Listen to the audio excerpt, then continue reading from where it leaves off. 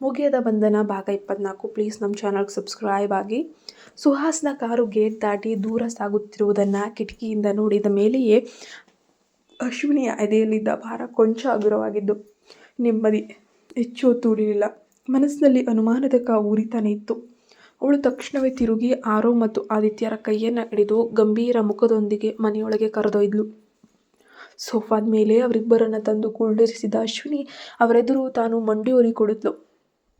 ಅವಳ ಮುಖದಲ್ಲಿದ್ದ ಕಠೋರತೆ ಮತ್ತು ಆತಂಕವನ್ನು ಕಂಡ ಇಬ್ಬರು ಪುಟ್ಟ ಹುಡುಗರಿಗೆ ಅಮ್ಮ ತಮಗೆ ಏನೋ ಅತ್ಯಂತ ಮುಖ್ಯವಾದದ್ದನ್ನು ಹೇಳಲು ಹೊರಟಿದ್ದಾಳೆ ಎಂಬುದು ತಕ್ಷಣವೇ ಈಗ ಅರ್ಥವಾಗೋಕ್ಕೆ ಶುರುವಾಯಿತು. ಅಶ್ವಿನಿ ಇಬ್ಬರ ಕಣ್ಣುಗಳನ್ನು ನೇರವಾಗಿ ನೋಡುತ್ತಾ ಗಂಭೀರ ಧ್ವನಿಯಲ್ಲಿ ಹೇಳಿದ್ಲು, ಆರವ್, ಆದಿತ್ಯ, ನಾನೀಗ ಹೇಳುವ ಮಾತಿನಲ್ಲಿ ಅತ್ಯಂತ ಎಚ್ಚರಿಕೆಯಿಂದ ನೀವು ಕೇಳಿಸ್ಕೋಬೇಕು. ಇನ್ಮುಂದೆ ನಮ್ಮ ಕುಟುಂಬದ ವಿಷಯಗಳನ್ನು, ಮನೆಯ ಒಳಗಿನ ವಿಚಾರಗಳನ್ನು ಹೊರಗಿನ ಯಾರ ಬಳಿಯೂ ಕೂಡ ನೀವು ಹಂಚ್ಕೊಳ್ಬಾರ್ದು. ವಿಶೇಷವಾಗಿ ನಿನಗೆ ತಂದೆ ಇಲ್ಲ ಅನ್ನೋಂಥ ಒಂದು ಮಾತನ್ನು ಇನ್ನೊಮ್ಮೆ ಯಾರ ಎದುರಲ್ಲೂ ಕೂಡ ಆಡಬಾರ್ದು. ಅರ್ಥ ಆಯ್ತಾ? ಹಿಂದೆ ನಡೆದ ಮುಖಾಮುಖಿಯನ್ನು ನೆನಪಿಸ್ಕೊಳ್ತಿದ್ದಂತೆ ಅಶ್ವಿನಿಯ ತಲೆ ಚಿಟ್ಟು ಹಿಡಿದಂಗಾಗೋಯ್ತು. ಅಬ್ಬಬ್ಬಾ, ಸಮಯಕ್ಕೆ ಸರಿಯಾಗಿ ನಾನು ಮಧ್ಯ ಪ್ರವೇಶಿಸಿದೆ. ಸುಹಾಸ್ನ ಗಮನವನ್ನು ಬೇರೆಡೆ ತಿರುಗಿಸಿದೆ. ಇಲ್ಲದೆ ಹೋಗಿದ್ರೆ ಸುಹಾಸ್ನಂತಹ ತೀಕ್ಷ್ಣ ಬುದ್ಧಿವಂತನಿಗೆ ಈ ಹುಡುಗರು ಆಡಿದ ಮಾತುಗಳಿಂದ ಖಂಡಿತ ಅನುಮಾನ ಬಂದೇ ಬಿಡ್ತಿತ್ತು. ಸತ್ಯ ಹೊರ ಬಂದಿದ್ರೆ ಅಂತ ಯೋಚಿಸಿದಂತೆಯೇ ಅವಳ ಎದೆ ಬಡಿತ ಕೂಡ ಹೆಚ್ಚಾಯಿತು. ಆರವ್ ಮತ್ತು ಆದಿತ್ಯ ಒಬ್ಬರನ್ನೊಬ್ಬರು ಗೊಂದಲದಿಂದ ನೋಡಿಕೊಂಡ್ರು. ಆದಿತ್ಯ ತಾಯಿಯ ಮುಖವನ್ನು ಮುಗ್ಧತೆಯಿಂದ ನೋಡುತ್ತಾ, ಯಾಕಮ್ಮ, ನಮಗೆ ನಿಜವಾಗಿಯೂ ತಂದೆ ಇಲ್ಲ ತಾನೇ? ಇದ್ದಿದ್ರೆ ನಮ್ಮ ಜೊತೆ ಇರ್ತಿದ್ರು ತಾನೇ ಎಂದು ಮತ್ತೆ ಅದೇ ಪ್ರಶ್ನೆಯನ್ನು ಎತ್ತುತ್ತಾ ಅಮ್ಮನ ಬಳಿ ಸತ್ಯವನ್ನು ಕೇಳೋಕೆ ಕಾಯ್ತಾ ಇದ್ದಾನೆ. ಅವರ ಉತ್ತರವನ್ನು ಕೇಳಿ ಅಶ್ವಿನಿಯ ತಲೆನೋವು ಇನ್ನಷ್ಟು ಹೆಚ್ಚಾಯಿತು. ಅವರಿಬ್ಬರು ಸತ್ಯವನ್ನು ಹೇಗೆ ತಾನೇ ವಿವರಿಸೋಕೆ ಸಾಧ್ಯ? ನಿಮ್ಮ ಸ್ವಂತ ತಂದೆಯೇ ನಿಮ್ಮನ್ನು ಹುಡ್ಕೊಂಡು ಬಂದು ನನ್ನಿಂದ ಪ್ರತ್ಯೇಕಿಸಿ ಬಿಡ್ತಾರೆ ಎಂಬ ಭೀತಿಯಲ್ಲಿ ನಾನು ಪ್ರತಿಕ್ಷಣವೂ ಸಾಯ್ತಿದ್ದೀನಿ ಎಂದು ಎಳೆ ವಯಸ್ಸಿನ ಮಕ್ಕಳಿಗೆ ಹೇಗೆ ಹೇಳೋದು? ಅಶ್ವಿನಿ ಸ್ವಲ್ಪ ಸಮಯ ಮೌನವಾಗಿ ಯೋಚಿಸಿ ಮಕ್ಕಳ ಮನಸ್ಸನ್ನು ಬೇರೆಡೆಗೆ ಸೆಳೆಯಲು ಒಂದು ಸುಳ್ಳು ಕಥೆಯನ್ನು ಹೇಳಿದ್ಲು. ಏಕೆಂದರೆ ಮಕ್ಕಳೇ, ಸಮಾಜದಲ್ಲಿ ತುಂಬ ಕೆಟ್ಟ ಜನರಿರ್ತಾರೆ.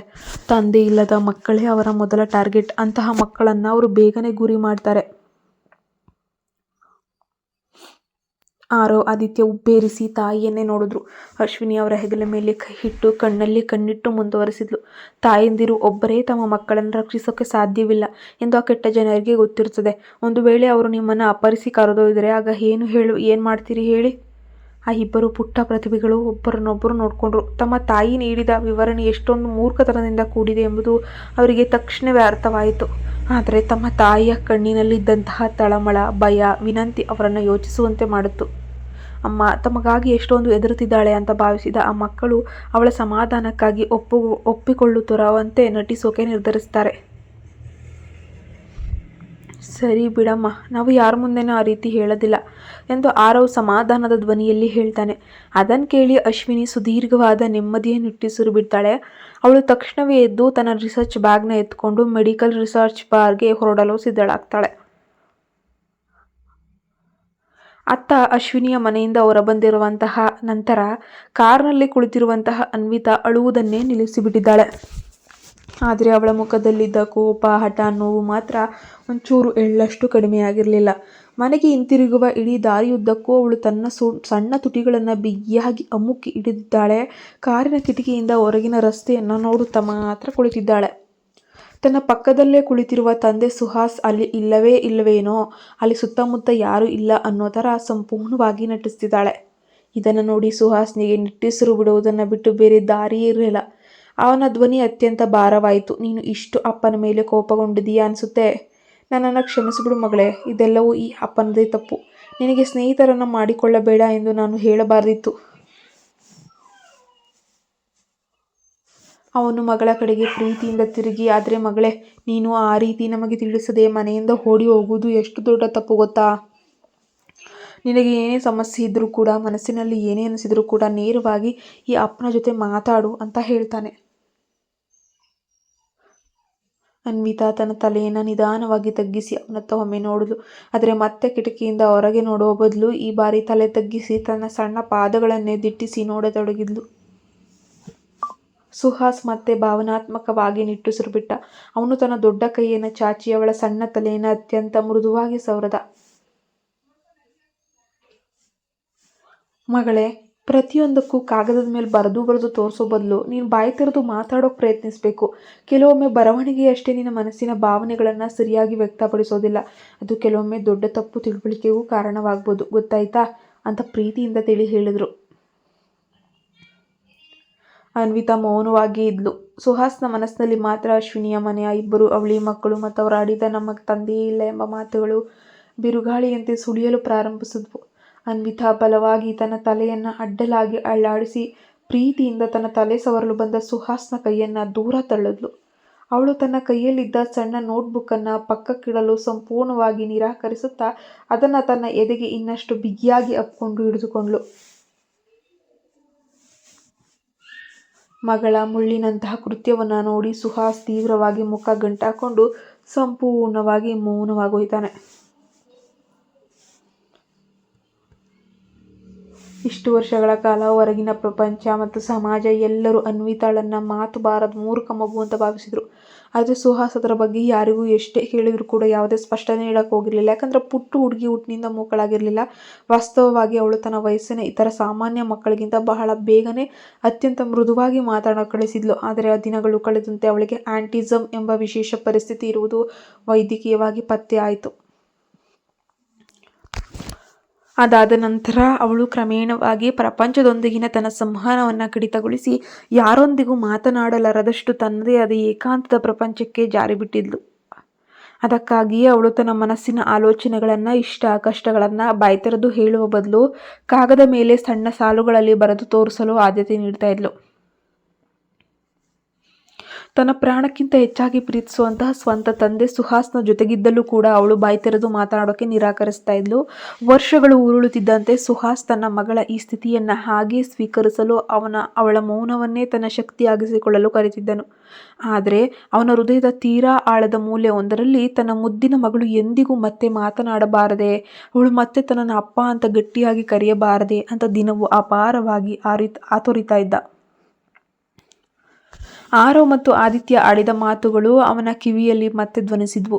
ಅನ್ವಿತಾಳಿಗೆ ಶಾಲೆಯಲ್ಲಿ ಹೆಚ್ಚು ಸ್ನೇಹಿತರಿಲ್ಲ, ಅವಳು ಯಾರೊಂದಿಗೂ ಕೂಡ ಬೆರೆಯುವುದಿಲ್ಲ. ಹೌದು, ಅವಳಿಗೆ ಯಾರೊಂದಿಗೂ ಮಾತಾಡೋಕ್ಕೂ ಇಷ್ಟವಿಲ್ಲದಂತಿತ್ತು. ಆದರೆ ಆ ಇಬ್ಬರು ಹುಡುಗರ ಬಳಿ ಮಾತ್ರ ಅವಳು ಹೀಗೆ ಅಷ್ಟೊಂದು ಹತ್ತಿರವಾಗ್ತಾಳೆ ಎಂಬ ಯೋಚನೆಯಲ್ಲಿ ಸುಹಾಸ್ ಕೂಡ ಮುಳುಗೋಗ್ತಾನೆ. ಪ್ರಯಾಣದ ಉಳಿದ ಇಡೀ ದಾರಿಯುದ್ದಕ್ಕೂ ಕೂಡ ತಂದೆ ಮತ್ತು ಮಗಳ ನಡುವೆ ಒಂದು ಕಠೋರವಾದ ಭಾರವಾದ ಮೌನವೇ ಆವರಿಸಿ ಹೋಗಿತ್ತು. ಕಾರು ಕೊನೆಗೂ ವರ್ಮಾ ಭವನ ಅಂದರೆ ವರ್ಮಾ ಮ್ಯಾನ್ಷನ್ ಬೃಹತ್ ಗೇಟ್ ದಾಟಿ ಮುಂಭಾಗದಲ್ಲಿ ಬಂದು ನಿಲ್ಲುತ್ತೆ. ಕಾರು ನಿಲ್ಲುತ್ತಿದ್ದಂತೆಯೇ ಅನ್ವಿತಾ ಸುಹಾಸ್ನಿಗೆ ಕಾಯ್ದೆ ತಕ್ಷಣವೇ ಕಾರಿನ ಬಾಗಿಲನ್ನು ಅವಳೇ ತೆರೆದುಕೊಂಡು ಇಳಿದು ಮುಂಭಾಗಕ್ಕೆ ನಡೆದು ಹೋಗ್ತಾ ಇದ್ದಾಳೆ. ಸುಹಾಸ್ ಕೂಡ ಭಾರವಾದ ನಿಟ್ಟುಸಿರು ಬಿಡುತ್ತಾ ಹೆಜ್ಜೆಯ ಮೇಲೆ ಹೆಜ್ಜೆ ಇಟ್ಟು ಹಿಂದೆ ನಡೆದು ಬಂಗಲೆಯ ಬೃಹತ್ ಹೆಬ್ಬಾಗಿಲನ್ನು ಪ್ರವೇಶಿಸ್ತಾನೆ. ಕೊನೆಗೂ ನೀನು ಮನೆಗೆ ಬಂದ್ಯಾ? ಮನೆಯೊಳಗೆ ಕಾಲಿಡುತ್ತಿದ್ದಂತೆಯೇ ಲಿವಿಂಗ್ ರೂಮ್ನಲ್ಲಿ ಇದ್ದ ಕೆಳಬಂದ ತನ್ನ ತಾಯಿಯ ಅಂದರೆ ಸುಮಿತ್ರಾ ವರ್ಮಾ ತೀಕ್ಷ್ಣವಾದ ಧ್ವನಿಯನ್ನು ಕೇಳಿ ಸುಹಾಸ್ನಿಗೆ ಒಂದು ಕ್ಷಣ ಗಾಬರಿಯಾಯಿತು. ಅಂದರೆ ಅವನು ತಕ್ಷಣವೇ ವಿಶಾಲವಾದ ಲಿವಿಂಗ್ ರೂಮ್ನತ್ತ ದೃಷ್ಟಿ ಹಾಯಿಸ್ತಾನೆ. ಅಲ್ಲಿ ಅವನ ಹೆತ್ತವರು ತಂದೆ ತಾಯಿ ಅಂದರೆ ಕಾವ್ಯ ಬಳಿ ನಿಂತಿರುವುದನ್ನು ಕಂಡ. ಅವರೆಲ್ಲರೂ ಒಂದು ಸಣ್ಣ ಮಗುವನ್ನು ಮಧ್ಯದಲ್ಲಿ ನಿಲ್ಲಿಸಿಕೊಂಡು ಕೃತಕ ನಗು ಮತ್ತು ಅಪಾರ ಸಂತೋಷದ ಮುಖಭಾವಗಳೊಂದಿಗೆ ಅವಳನ್ನು ಸುತ್ತುವರೆದು ಸಂಭ್ರಮಿಸ್ತಿದ್ರು. ಅಪ್ಪ ಅಮ್ಮ, ನೀವಿಬ್ಬರು ಈ ಸಮಯದಲ್ಲಿ ಇಲ್ಲೇನು ಮಾಡ್ತಾ ಇದ್ದೀರಾ ಅಂತ ಸುಹಾಸ್ ತೀವ್ರವಾಗಿ ಮುಖ ಗಂಟಾಕೊಂಡು ಪ್ರಶ್ನಿಸ್ತಾನೆ. ಗಾಯತ್ರಿ ತನ್ನ ಮೊಮ್ಮಗಳು ಅನ್ವಿತಾಳನ್ನು ಮೇಲಿನಿಂದ ಕೆಳಗೆ ಪರೀಕ್ಷಿಸುತ್ತಾ, ನನ್ನ ಮುದ್ದು, ನನ್ನ ಪುಟ್ಟ ಮೊಮ್ಮಗಳು ಬೆಳಗ್ಗೆಯಿಂದ ಮನೆಯಲ್ಲಿ ಕಾಣೆಯಾಗಿದ್ದಾಳೆ ಅಂತ ಕೇಳಿ ತಕ್ಷಣ ನನಗೆ ಎಷ್ಟು ಚಿಂತೆ ಆಯಿತು ಗೊತ್ತೇನು ಸುಹಾಸ್?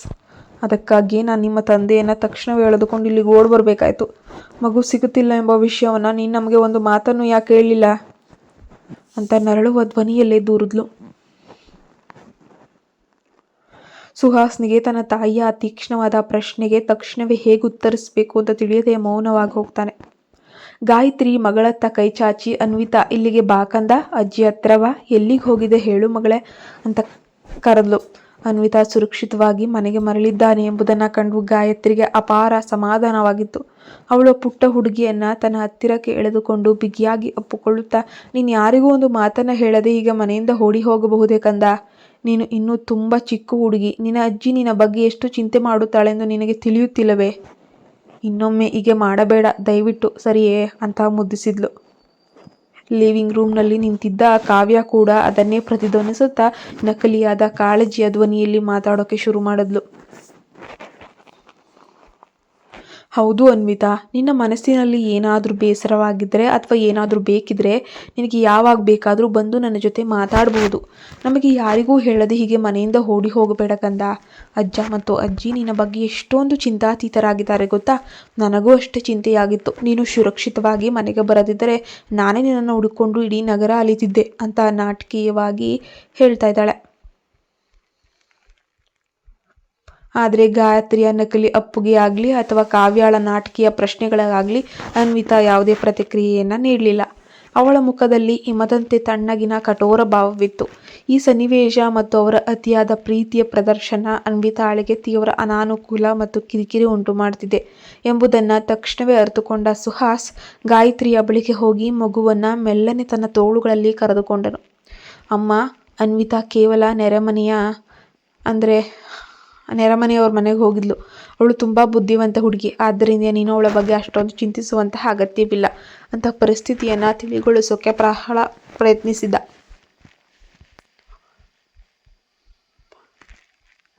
ಸುಹಾಸ್ ತನ್ನನ್ನು ಎತ್ತಿಕೊಳ್ಳುತ್ತಿದ್ದಂತೆಯೇ ಅನ್ವಿತಾ ಸುಹಾಸ್ನ ಕುತ್ತಿಗೆಗೆ ತನ್ನ ಸಣ್ಣ ತೋಳುಗಳನ್ನು ಬಿಗಿಯಾಗಿ ಹಾಕಿ ಅವನ ಹೆಗಲ ನಡುವೆ ತನ್ನ ಮುಖವನ್ನು ಹೂತು ಹಾಕೊಂಡ್ಳು. ತನ್ನ ಮೊಮ್ಮಗಳು ತನ್ನಿಂದ ದೂರವಾಗಿ ತಂದೆಯ ಬಳಿ ಹೀಗೆ ಅಡಗಿಕೊಳ್ಳುವುದನ್ನು ನೋಡಿ ಗಾಯತ್ರಿಯ ಹೃದಯಕ್ಕೆ ನೋವಾಯಿತು.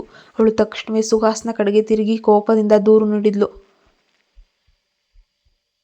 ನೋಡು ಸುಹಾಸ್, ನೀನು ಯಾವಾಗಲೂ ಕೆಲಸ ಆಫೀಸ್ ಅಂತ ಬ್ಯುಸಿಯಾಗಿರ್ತೀಯಲ್ವಾ, ಮತ್ತು ಅನ್ವಿತಾಳನ್ನು ಸಂಪೂರ್ಣವಾಗಿ ನಿರ್ಲಕ್ಷಿಸ್ತಿದ್ಯಾ. ಅವಳನ್ನು ಪ್ರೀತಿಯಿಂದ ನೋಡಿಕೊಳ್ಳುವ ಯಾರನ್ನಾದರೂ ನೀನು ಬೇಗನೆ ಮದುವೆಯಾಗಿದ್ರೆ ಅವಳು ಈ ರೀತಿ ಒಂಟಿತನವನ್ನು ಖಂಡಿತ ಅನುಭವಿಸ್ತಾನೆ ಇರಲಿಲ್ಲ.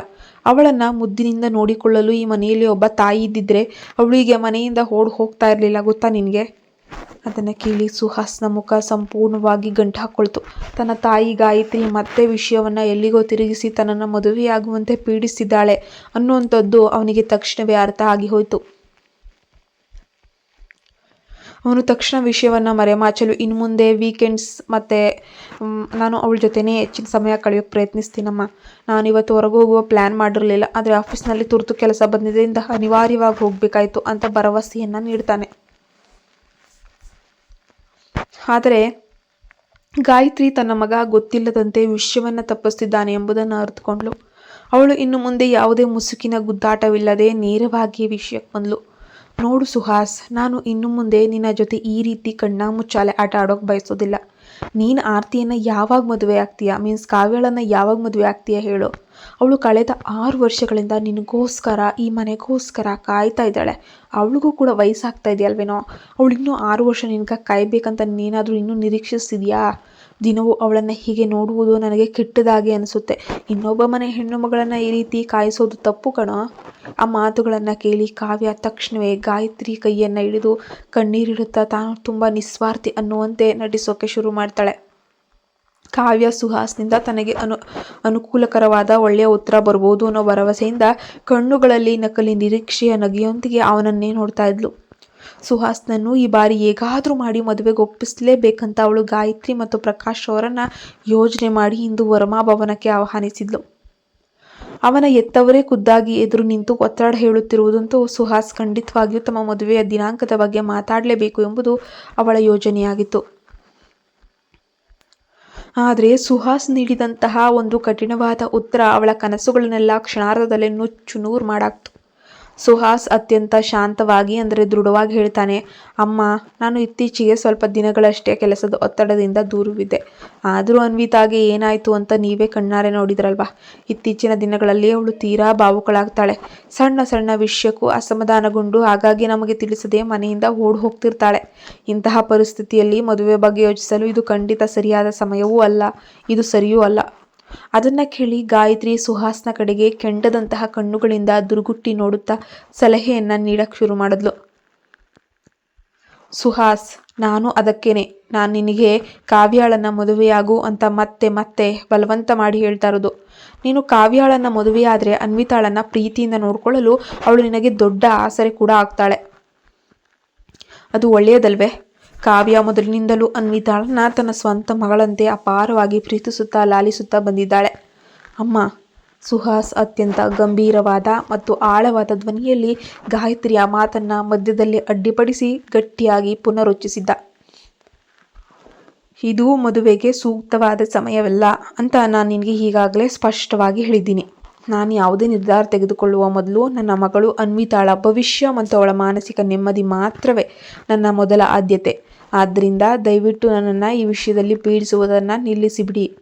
ಸುಹಾಸ್ನ ಮುಖದಲ್ಲಿ ಮೂಡಿದ ಆ ತೀವ್ರ ಕಿರಿಕಿರಿ, ಕೋಪ, ಹತಾಶೆಯನ್ನು ಗಮನಿಸಿದ ಕಾವ್ಯಾಳ ಮುಖ ಸಂಪೂರ್ಣವಾಗಿ ಕಪ್ಪಗಾಗಿ ಹೋಯಿತು. ಪರಿಸ್ಥಿತಿ ಕೈಮೀರಿ ಹೋಗುತ್ತಿರುವುದನ್ನು ಅರಿತ ಅವಳು ತಕ್ಷಣವೇ ವಿಷಯವನ್ನು ನಿಭಾಯಿಸೋಕೆ ಮುಂದೆ ಬಂದಳು. ಆರತಿ ಕೃತಕನ ವಿನಯದ ನಗೆಯನ್ನು ಬಲವಂತವಾಗಿ ಮುಖದ ಮೇಲೆ ತಂದುಕೊಳ್ಳುತ್ತಾ, ಅಯ್ಯೋ ಪರವಾಗಿಲ್ಲ ಅತ್ತೆಯವರೇ, ನಾನಿನ್ನೂ ಸ್ವಲ್ಪ ದಿನ ಕಾಯಬಲ್ಲೆ. ಅನ್ವಿತಾ ಖಂಡಿತ ಒಂದು ದಿನ ನನ್ನ ಬಳಿಗೆ ಪ್ರೀತಿಯಿಂದ ಬರ್ತಾಳೆ ಎಂಬ ಭರವಸೆ ನನಗಿದೆ. ನಾವು ಅವಳಿಗೆ ಗುಣಮುಖರಾಗಲು, ನನ್ನನ್ನು ಸ್ವೀಕರಿಸಲು ಸ್ವಲ್ಪ ಸಮಯ ನೀಡೋಣ ಅಂತ ತಕ್ಷಣ ನಿಸ್ವಾರ್ಥಿಯಂತೆ ನಟಿಸೋಕೆ ಶುರು ಮಾಡ್ಕೊಳ್ತಾಳೆ. ಆರತಿಯ ಜಾಣತನದ ಮಾತುಗಳಿಂದ ಭಾವುಕಳಾದ ಗಾಯತ್ರಿ ಅವಳನ್ನು ಸಮಾಧಾನಪಡಿಸಲು ಅವಳ ಕೈಯನ್ನು ನಿಧಾನವಾಗಿ ತಟ್ಟಿ, ಎಂತಹ ಪ್ರೀತಿ ವಾತ್ಸಲ್ಯದ ಮಗು ಈ ಕಾವ್ಯ. ಸುಹಾಸ್ ಇಷ್ಟೊಂದು ಒಳ್ಳೆಯ ಹುಡುಗಿನ ತಕ್ಷಣವೇ ಮದುವೆಯಾಗೋಕ್ಕೆ ಯಾಕೆ ಈ ರೀತಿ ನಿರಾಕರಿಸ್ತಾ ಇದ್ದಾನೆ? ನನಗಂತೂ ಒಂಚೂರು ಅರ್ಥನೇ ಆಗ್ತಾ ಇಲ್ಲ ಅಂತ ಮನಸ್ಸಿನಲ್ಲೇ ಅಂದುಕೊಂಡ್ಳು.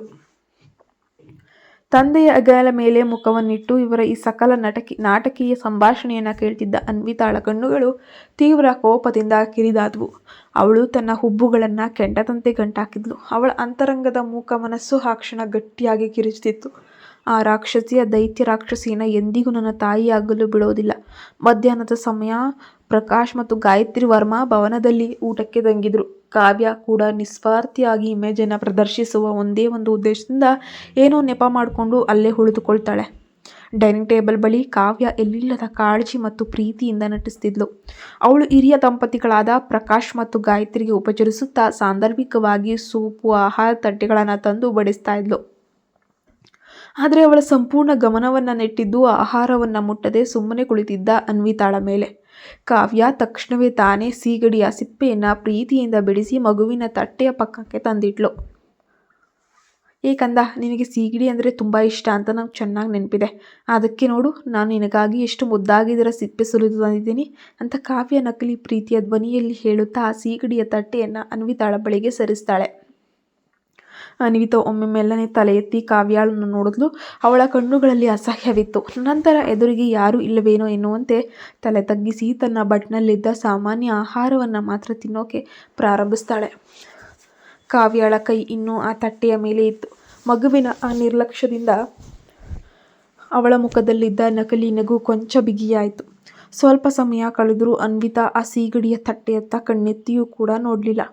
ಇದರಿಂದ ಗಾಯತ್ರಿ ಅವರು ತೀವ್ರ ಅಸಮಾಧಾನದಿಂದ ಮೊಮ್ಮಗಳಿಗೆ ಬೈತಾರಾ? ನೋಡೋಣ ಮುಂದಿನ ಭಾಗದಲ್ಲಿ. ನೀವಿನ್ನೂ ನಮ್ಮ ಚಾನಲ್ಗೆ ಸಬ್ಸ್ಕ್ರೈಬ್ ಆಗಿಲ್ಲ ಅಂದರೆ ಈ ಕೂಡಲೇ ಸಬ್ಸ್ಕ್ರೈಬ್ ಆಗಿ ಪಕ್ಕದಲ್ಲಿ ಕಾಣೋ ಬೆಲ್ ಐಕಾನ್ ಪ್ರೆಸ್ ಮಾಡಿ.